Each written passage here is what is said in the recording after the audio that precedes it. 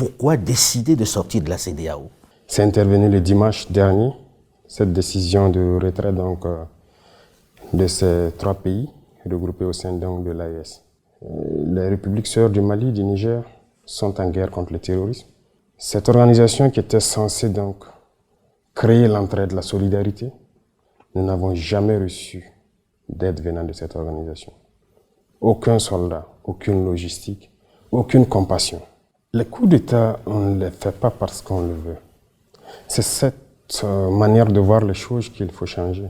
Mais si on le fait, c'est parce que nous avons une envie d'amener nos peuples donc vers une certaine souveraineté, parce que nous connaissons l'origine de cette crise. Que répondez-vous donc aux responsables de la CEDEAO qui disent « ils s'en vont parce que nous on a dit qu'on ne veut pas de putschistes parmi nous ». Il y a beaucoup de putschistes parmi eux. Donc ce n'est pas une question de putschistes, c'est juste un masque. Il y a plein de putschistes au sein de la CEDEAO. Quelqu'un qui est au sein de l'AES, on peut lui dire il ne peut plus aller au Burkina, il ne peut plus aller en Côte d'Ivoire, il ne peut plus aller au Ghana. Ça devient un peu plus compliqué pour ceux qui font leurs affaires là-bas. Nous verrons et nous saurons quelles mesures prendre en temps opportun. Monsieur le Président, est-ce viable l'AES? Vous savez très bien que c'est plus que viable. Vous savez, pendant longtemps, on a maintenu nos peuples dans une certaine philosophie, tendant toujours à nous faire croire que nous ne pouvons rien sans les autres. Aujourd'hui, notre mission à nous, c'est d'éveiller la conscience.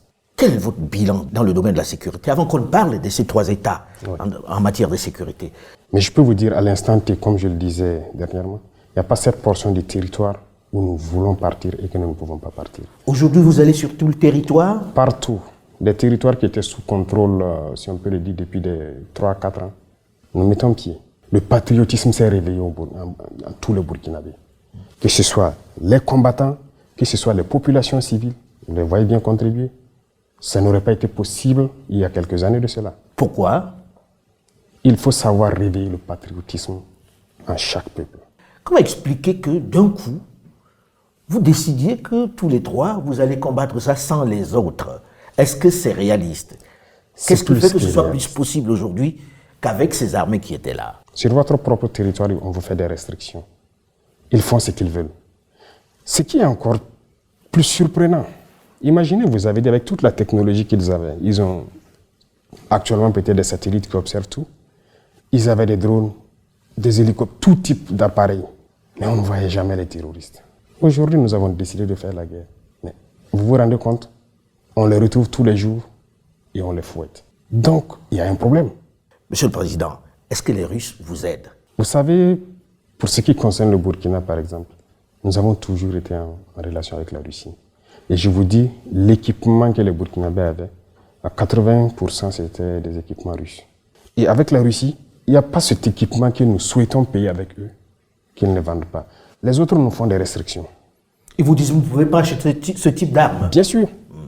Or, les Russes vous vendent tout ce que vous voulez. Tout ce qu'on veut.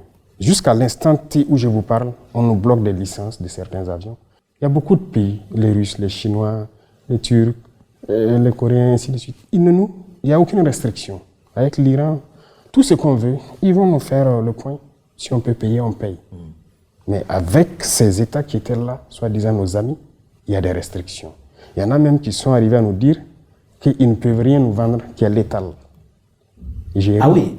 Oui. Donc vous faites la guerre, vous ne pouvez pas tuer celui qui est en face de vous. Les terroristes, lui, nous tuent, mais nous, on a peut-être le devoir de ramasser des cailloux, peut-être même le caillou est létal. Mais avec quoi vous payez alors les Russes? Ils ne viennent pas pour vos beaux yeux. Ah oui, avec quoi on les paye? D'abord, les Russes sont arrivés quand au Burkina, c'est la dernière fois que des instructeurs sont venus parce qu'ils doivent venir instruire les militaires sur des équipements. Et c'est avec tous les pays d'ailleurs. Ce n'est pas les Russes seulement. Quand on signe un contrat pour acquérir un équipement, on signe le contrat avec la formation. Mais donc, sur le terrain, ils sont sur le terrain ou pas, les Russes? Sur le terrain pour combattre? Non. Il n'y a aucun Russe sur le terrain pour combattre. Quand est-ce que vous organisez des élections? Combien de temps va durer la transition? C'est fatigant souvent. La seule chose qui nous fait tenir, c'est l'amour du peuple. On va organiser les élections comment à l'instant T? Hormis le système qui est en place, qu'il faut revoir, les élections, ça concerne tout le Burkina Faso. Vous pensez qu'ils sont prêts aujourd'hui à aller à Solé, aller à Falanguntu pour faire les campagnes? Mais c'est des Burkinabés. Ils doivent voter. Parce qu'il n'est plus question d'aller distribuer des billets. Ça, il y aura des réformes sur le code électoral. C'est fini ça. Si on vous prend dans ça, vous serez disqualifié. Bon, je ne vais pas dévancer l'Ouganda dans l'eau, mais c'est pour vous dire qu'il y a des réformes à venir. Cette manière de faire, d'aller acheter les consciences, c'est fini. Notre mission, c'est d'éveiller les consciences et que les gens n'acceptent plus jamais ça. Pourquoi un chef d'État va se mettre à vouloir que son peuple se réveille? Les autres ont tendance à ce que le peuple s'endorme pour qu'ils puissent continuer de faire ce qu'ils veulent. Nous, on veut que les peuples se réveillent pour que même après nous, que les gens ne laissent plus jamais des individus venir les mettre dans ces conditions-là. Donc, que ce soit au Niger, au Mali, ici, si vous remarquez dans notre communication, c'est toujours faire comprendre ce qui s'est passé avant. Et aujourd'hui, comment nous arrivons à casser les chaînes un peu de l'esclavage.